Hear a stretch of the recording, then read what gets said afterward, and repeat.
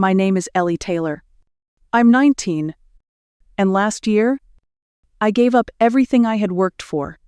Not because I had to, but because I believed in something that wasn't real. I had a dream. New. Full acceptance. No program. Even a small scholarship. I had my bags packed. My future drawn out in notebooks.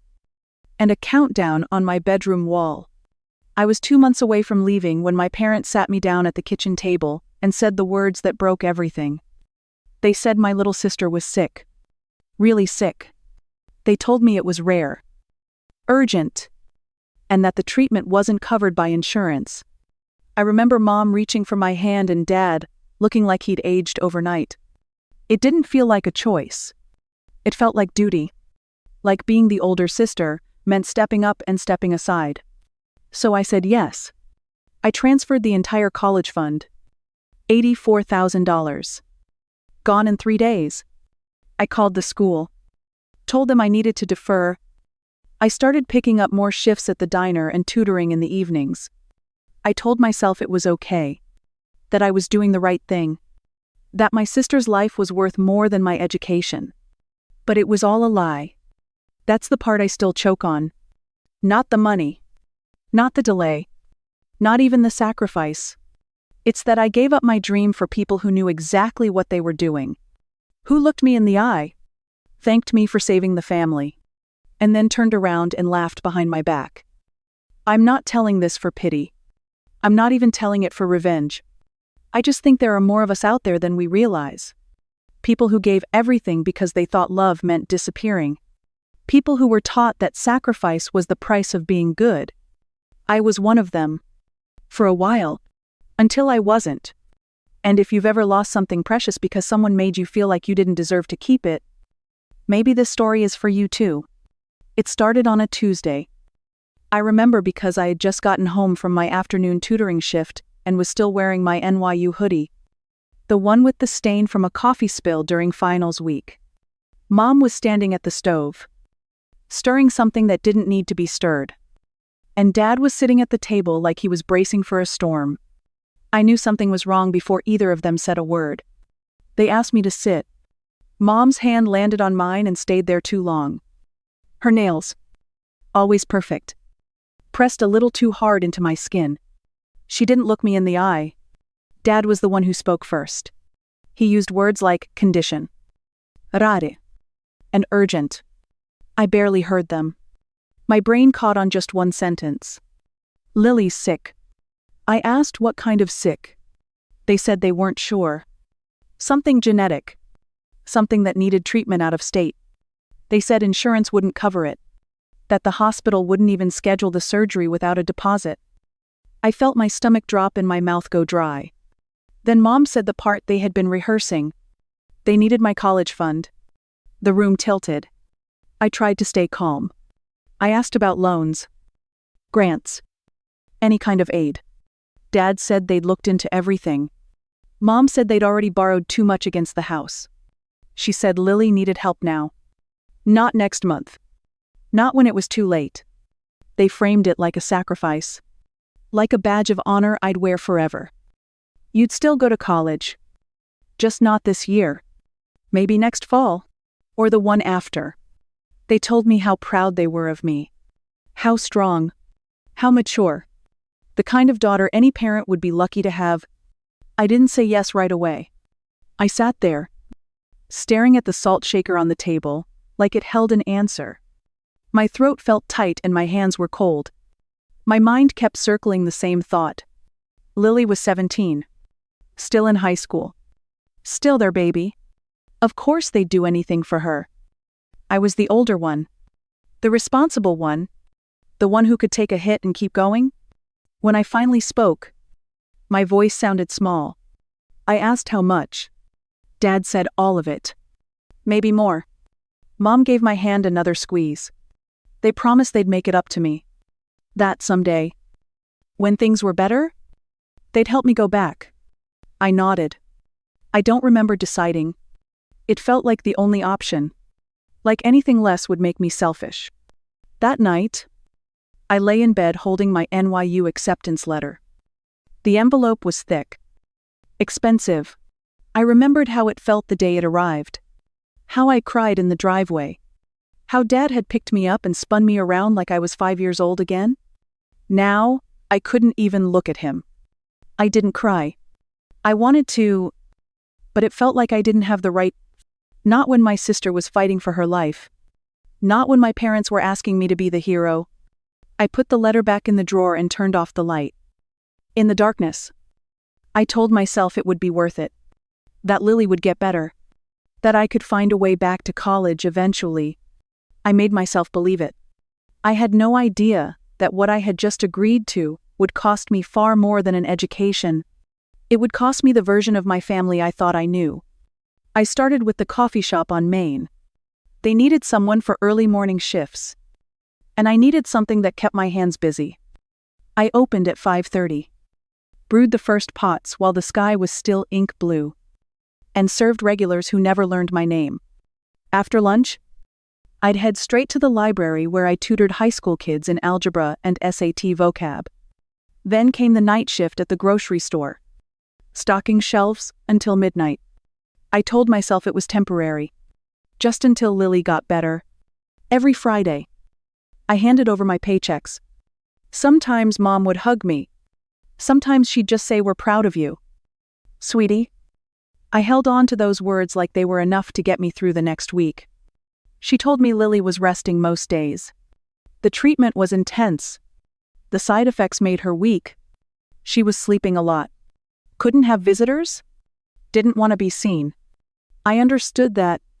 At least. I tried to. I imagined her curled up under blankets. Pale and quiet. I brought home soup once. Her favorite? But Mom said she wasn't hungry. Another time I bought a soft scarf I thought might comfort her. It disappeared into Mom's purse with a promise to deliver it later. Lily never mentioned it. We used to be close. Not best friends close. But sisters who shared music close. When I left for school, she'd sneak notes into my backpack. Now, weeks passed, and I barely heard her voice. I'd catch glimpses of her bedroom door cracked just enough to show a figure under the covers. Or her reflection in the hallway mirror as she walked past quickly. Always avoiding eye contact. I told myself not to overthink it. Everyone handles illness differently. Maybe she was embarrassed. Maybe she was scared. Maybe she just didn't want to burden me with the details. I filled in the blanks with every possible excuse. I wanted to believe them. There wasn't much room for questions anyway. I was exhausted. I stopped counting hours of sleep. My hands smelled like dish soap and cold meat. My legs ached constantly. And there were whole days when I forgot to eat. But whenever I felt like complaining, I reminded myself she was fighting something worse. Something bigger.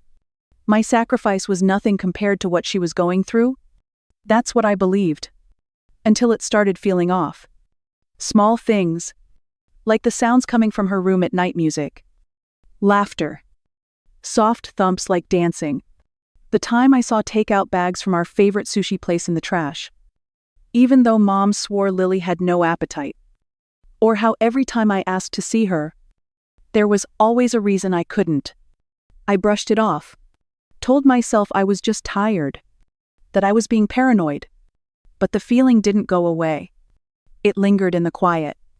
Like something I couldn't name, but couldn't ignore either. Still, I didn't confront it. I had no proof. Just a slow building unease I didn't want to acknowledge. Because if I did, and it was real, then everything I'd given up meant nothing. One night, after a particularly brutal shift, I came home to a dark house. I dropped my shoes in the hallway and stood there for a moment. Listening. The silence felt strange. Too clean. Too careful. I climbed the stairs. Past Lily's room. And paused. The door was closed. No light under it. No sound. I went to mine instead and collapsed onto the bed. My whole body felt hollow. I stared at the ceiling, letting the quiet press against my chest. I told myself again that everything was fine. That she just needed space. That I'd done the right thing, Then I heard it. Soft footsteps moving across the hallway. Slow and careful. Lily's door opened and closed. I didn't get up. I didn't ask where she was going. I just lay there, eyes on the ceiling, wondering when exactly my gut had started whispering that something was wrong, and why I had waited so long to listen. It was a Thursday afternoon, and I was on my 15-minute break at the coffee shop. I remember sitting in the back corner, sipping cold espresso from a paper cup that had started to leak. My phone was at 5%. I had barely enough energy to scroll. My fingers moved out of habit, not curiosity. Until they didn't. The photo stopped me mid-scroll. It was Lily. Not the Lily I'd been picturing for weeks. Not the pale, a fragile girl wrapped in blankets who couldn't even sit up. This version of her was radiant. Skin glowing, sun-kissed, hair curled into effortless waves. She was stretched out on a lounge chair beside a crystal-clear pool, wearing the same designer sunglasses she used to drool over in magazines. The caption read, "Spa, Weekend, Vibes. All thanks to the Family Miracle Fund. Blessed." I stared at the screen so long, my coffee went warm in my hand. My brain couldn't catch up with my eyes. It blinked. I looked again. Same photo. Same caption. Same perfectly filtered lie. I didn't know what to feel first. My body went cold. But my face was hot. My throat tightened. And my stomach twisted in a way that made me feel like I might throw up. I tried to tell myself it was old. Maybe a throwback. But the post was from 2 days ago. 2 days ago. I was working a night shift at the grocery store and crying in the walk-in freezer during break. 2 days ago. Mom said Lily hadn't been able to get out of bed. I zoomed in on her bracelet. It was gold. Delicate. With tiny stones embedded in the chain. I recognized it instantly. She'd wanted it last summer. We both had. It cost more than I made in 2 weeks.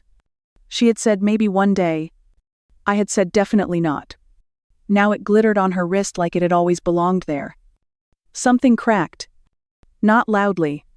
Not dramatically. But quietly. Like a seam that had been straining for too long. I didn't make a scene. I didn't call anyone.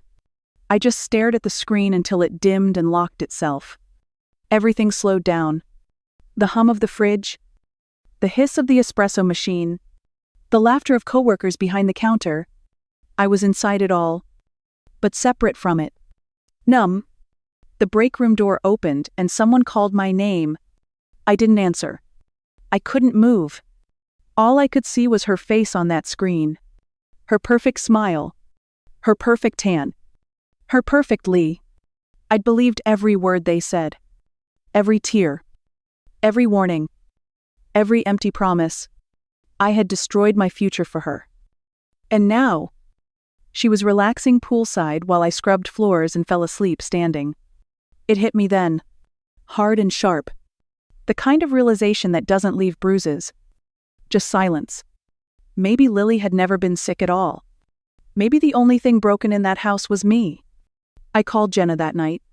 I didn't give her much to go on, just said I needed help and asked if she could come over. She didn't ask questions. 15 minutes later. We were sitting cross-legged on my bedroom floor. Laptops open. Phones charging. The room lit only by my desk lamp. I showed her the photo first. Her mouth fell open. But she didn't say anything. She just opened Instagram and started scrolling.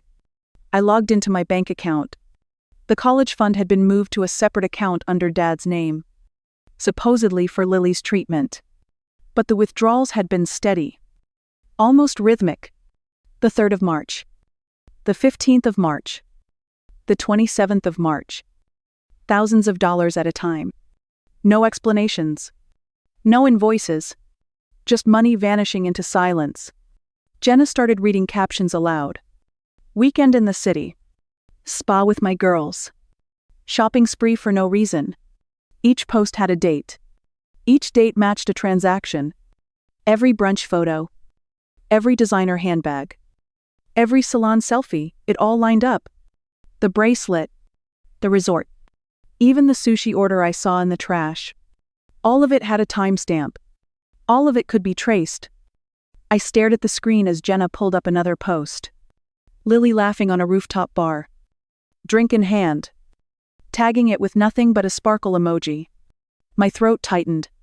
That one was from the night I fell asleep on the bus home and missed dinner. The night Mom texted me to say Lily had been too sick to come downstairs. I didn't speak for a long time. Jenna didn't either. She just watched me, her eyes wide and quiet. I think she knew I wasn't ready to say it out loud yet. But I knew. It was right in front of me. Every dollar they took. Every lie they told. Every shift I worked until my legs went numb. They turned it all into their vacation scrapbook. This wasn't some misunderstanding. It was a betrayal. Calculated and clean. And for the first time since this all began, I felt something break free inside me. Not sadness. Not disbelief. Resolve. I didn't confront anyone. Not yet. That weekend, I smiled through breakfast, took the trash out, like always, and handed Mom my tip money with the same tired, obedient face I'd worn for months. But something had shifted. I was watching now. Listening. Filing every word away like a puzzle piece I hadn't known I was missing. I messaged Eli, my ex from high school. He was always good with tech. Better with secrets? I didn't explain much, just asked if he could help me dig deeper. He didn't hesitate. I gave him Lily's main Instagram handle. And within hours, he sent me back a link with a warning to sit down before opening it. It was a private account, hidden under a different name. Her second life. The one where I didn't exist as a sister, but as a punchline. Videos of her and her friends laughing at poor Ellie. Calling me the house slave. Joking about my future in fast food. One caption under a shopping haul read, "Thanks, sis. Your sacrifice really slayed." I didn't cry. I didn't scream. I sat perfectly still and watched every clip. Some had been posted while I was crying myself to sleep after double shifts. Others while I was boiling ramen for the fourth night in a row. The silence in my room felt louder than ever. Like it knew exactly what kind of breaking was happening. That night, I created a new email account. I started forwarding screenshots. Saving posts. Collecting receipts. Every transaction from the college fund. Every message from Lily's burner account. I searched our family computer when no one was home. I found a folder labeled Medical Docs. But it wasn't medical at all. It held PDF invoices from luxury stores and scanned receipts from restaurants in cities Lily never admitted visiting. Then I found the emails. They were between Dad and an advisor from the foundation he helped run. Dated January. 2 months before they sat me down in the kitchen. He was outlining a temporary reallocation of my college savings to the family's liquid account. He mentioned that the story about Lily's health would make it easier to justify he wasn't saving her. He was planning this. I read that email 10 times. Every word felt like a splinter. But not because I was shocked. I wasn't anymore. That part of me had gone quiet. What filled the silence now wasn't grief. It was something colder. Sharper. They didn't just lie to me. They counted on me, never questioning it. They built the whole thing on the idea that I'd work myself to the bone without ever asking why. That I'd stay grateful just to be part of the family. They thought I'd never find out. But I had. And I was done playing along. I started saying yes again. Yes. I'll do the dishes. Yes. I'll pick up Lily's dry cleaning. Yes. I'll handle the AV setup for the gala. Mom beamed every time. Telling people I'd found my sense of purpose. She called it healing. I called it rehearsing. I learned to smile the exact way she liked.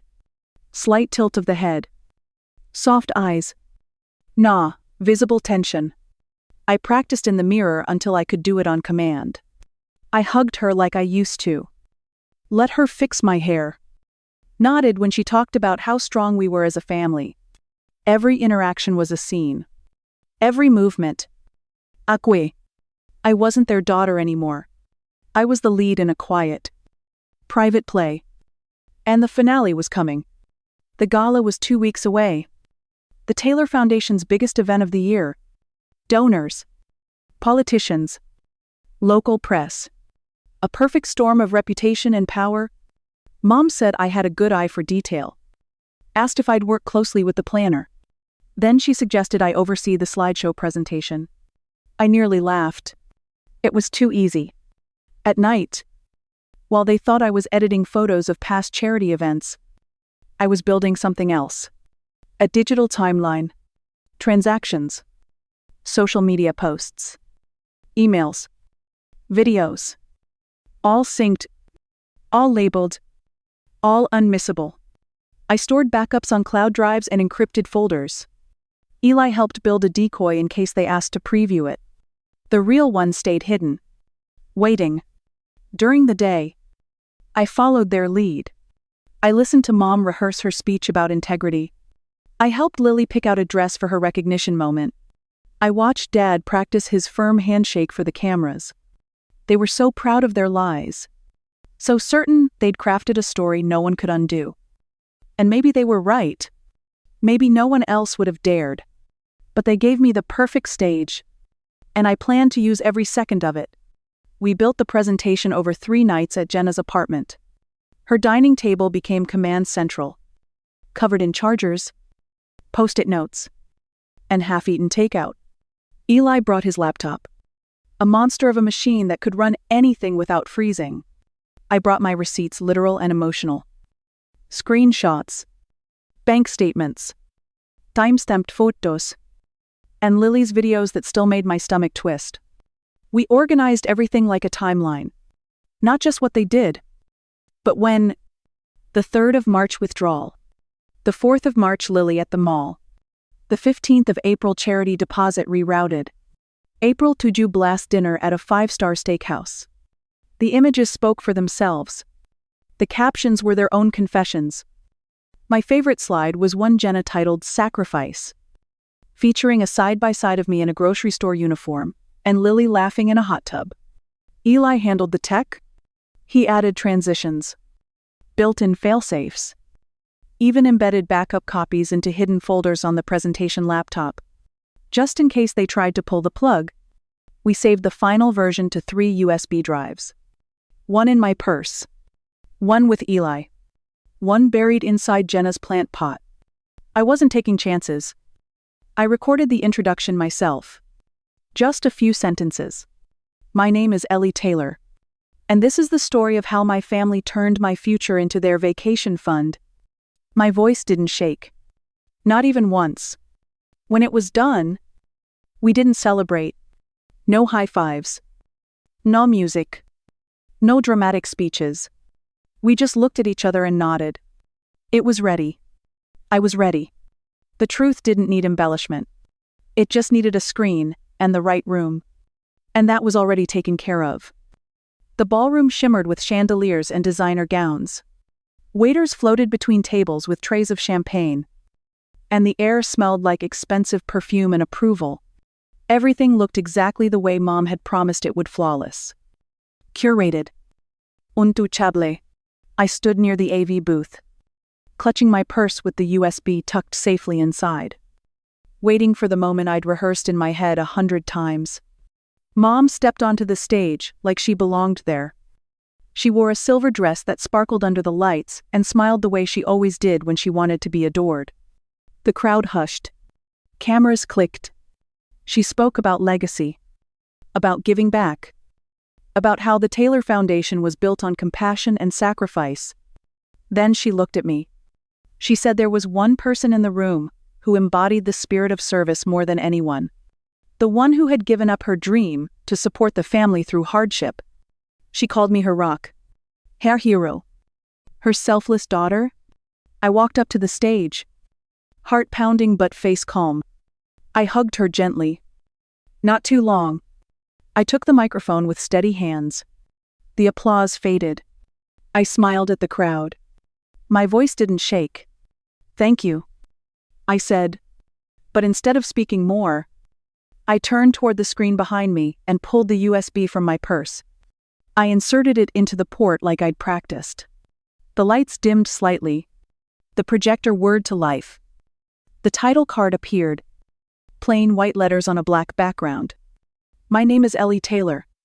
And this is the truth behind the Taylor Foundation.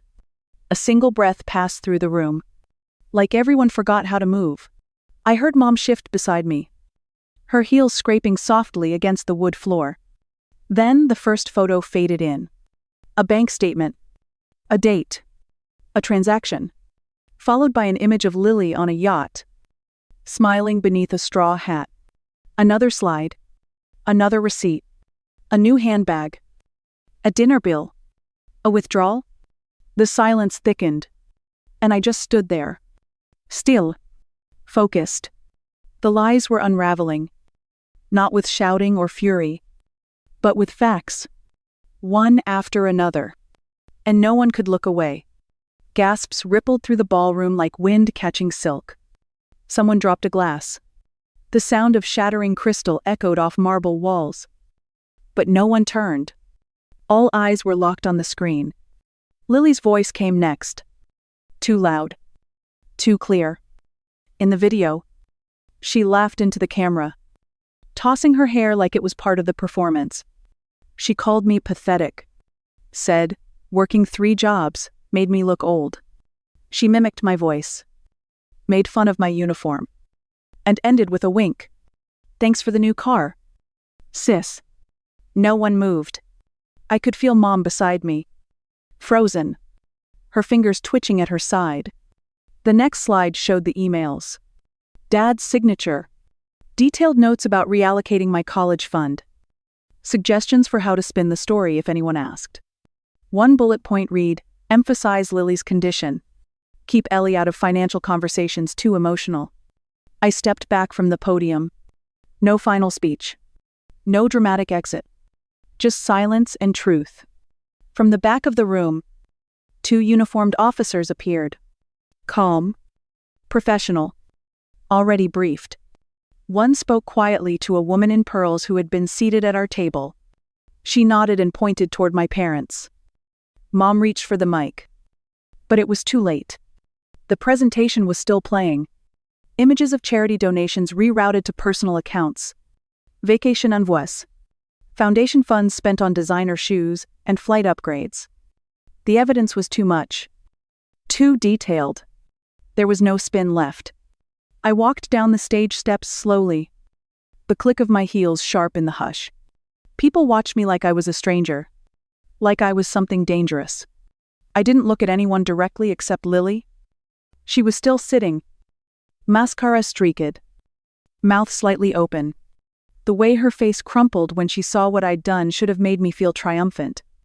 Instead, I just felt done. I passed my mother, who reached toward me and whispered my name. I didn't stop. My father stood as if he might speak, but his mouth opened and closed with no sound. My place wasn't on that stage anymore. It never had been. I walked past the crowd, through the doors, and into the cool night. Outside, the air smelled like spring and rain. I didn't cry. I didn't smile. I just kept walking. Justice didn't always look like a gavel or a courtroom. Sometimes it looked like truth projected on a 15-foot screen. And sometimes that was enough. I stayed with Jenna for a while after everything. Her guest room became my quiet place. The kind of quiet that didn't feel heavy or full of pretending. She gave me space when I needed it, and coffee when I didn't ask.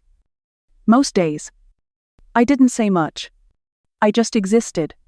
Breathing felt different now, less like survival. More like beginning again. The news kept spreading. Headlines. Articles. Comment sections filled with people who had watched the video. Some called me brave. Others called me cold. I stopped reading them after a while. None of them knew the whole story. And I wasn't interested in explaining anymore. Then one morning, Jenna handed me an envelope. No return address. Just my name, written in Lily's handwriting.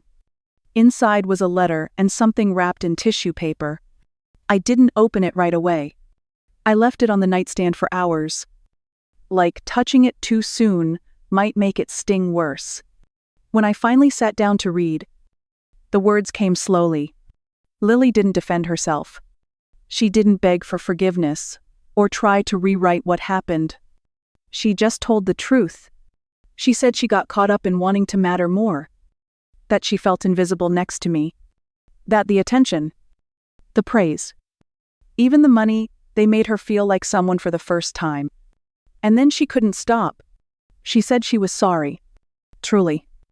Painfully sorry. She wrote that watching me unravel while pretending to be okay haunted her every night.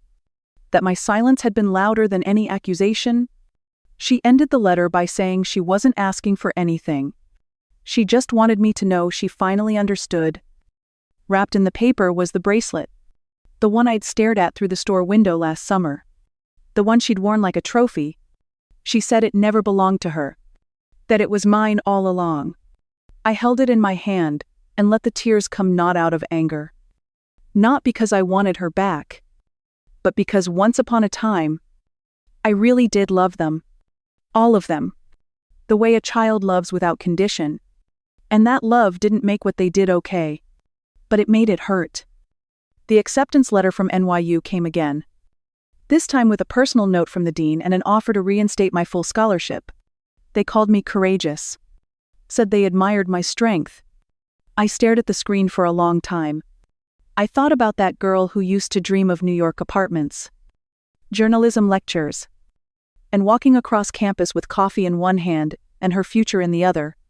But I wasn't that girl anymore. I didn't want to go back. Not because I didn't love the dream, but because it didn't fit who I'd become. I'd spent so long trying to earn my place in a version of life that no longer felt like mine. What I wanted now was something different. Something honest. I applied to a smaller university nearby with a journalism program that focused on investigative reporting. No glitter. No headlines. Just stories. Real ones. The kind people live through and carry with them in silence. Stories that deserve to be told. With the money people had donated to help me rebuild, I set aside a portion for tuition. The rest, I turned into something I wish I'd had, when everything fell apart, a scholarship for students who'd been financially sabotaged by their families. I named it after no one. Just a simple title, the Second Chance Fund. I didn't do it to be noble. I did it because there are too many of us out there. Kids who were told to be grateful while they were being used. Kids who were punished for saying no. I wanted them to know that someone saw them. That starting over was possible. Even if it didn't look the way they once imagined. I'm not trying to be a hero. I'm just telling the truth now. Mine. And maybe one day, someone else's. That's the power of storytelling. It doesn't erase what happened, but it reshapes what comes next. So no, I didn't go back to the life they tried to design for me. I chose a new one. Not out of spite. Not out of vengeance. But because I finally understood something no one had ever said out loud. Closure isn't revenge. It's deciding where your story goes from here. And this time, I'm the one holding the pen. If you've ever been lied to by the people you trusted most, I want you to know something: you're not alone. Maybe it was your parents. Maybe a sibling. Maybe someone who said they loved you, then took everything you gave and made you feel like it was never enough. I know that feeling. The confusion. The guilt. The silence you kept because speaking up would have made things worse. Sometimes the deepest pain doesn't come from what they did. It comes from the fact that you loved them anyway. That you would have kept giving, kept believing, just to hold on to a version of them that maybe never really existed. And that kind of hurt, it stays. Even after the truth comes out. Even after the damage is done. If you're sitting with that weight right now, I want you to take a breath. Not because it fixes everything, but because you deserve to stop holding your breath for people who won't show up for you. You deserve peace. The kind that doesn't ask you to disappear in order to keep the family from breaking. I know how scary it is to question what you've always been told. To step away from the people who raised you and say, I can't let you keep hurting me. That choice doesn't make you ungrateful. It doesn't make you weak. It makes you brave in a way most people will never understand. And if any part of my story feels like yours, I hope you'll share it. In the comments. With a friend. In your journal. Somewhere. Because the minute we stop pretending we're the only ones, that's when things start to change. That's when healing becomes real. You're not broken. You're not too sensitive. You're not asking for too much. You're just asking for peace. And you're not wrong for wanting that. Just make sure it includes you.